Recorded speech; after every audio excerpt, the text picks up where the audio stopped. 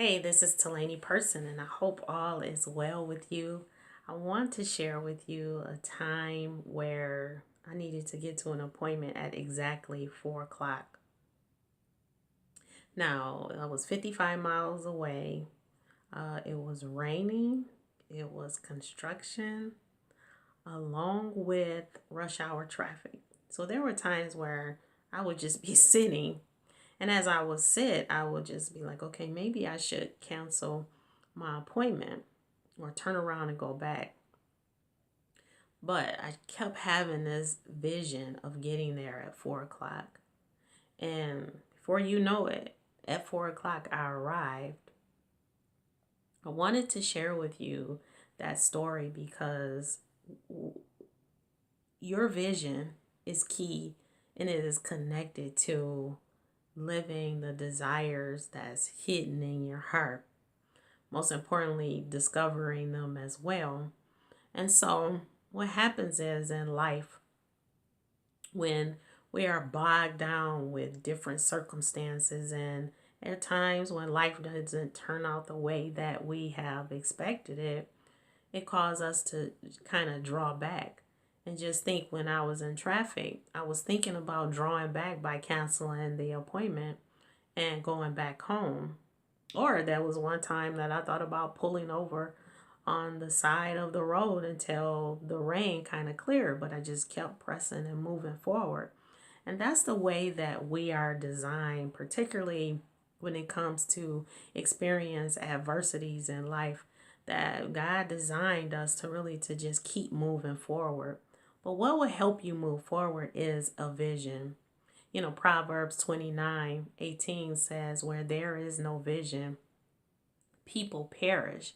And what that scripture is referring to is, without a vision, people perish. And it basically is saying that they are consumed with life circumstances, basically living a life of existing where circumstances are working against them to the point that it is causing anger, frustration, dread.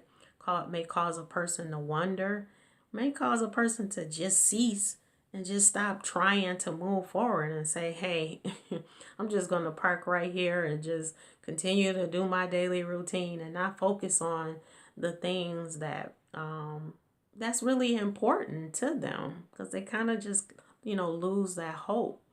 And what happens is there is no vision, or the lack of focus towards that vision. A vision is very important to know and understand, because there were times when I would create a vision board and nothing happened. And the reason I shared that is, it wasn't that I wasn't believing, was it wasn't it wasn't God's plan for my life. It wasn't connected to the truth and who He created me to be. A vision from God is revelation from Him. A vision is clearly revelation from God, and it comes through that form of communication.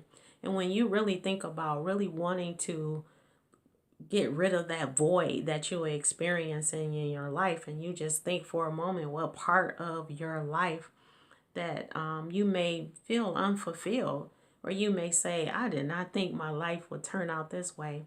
I encourage you to get that vision, because only God can open His hand and satisfy the desire of every living thing. And think of that for a moment. If only God can open His hands, it's important to know what causes Him to open His hands.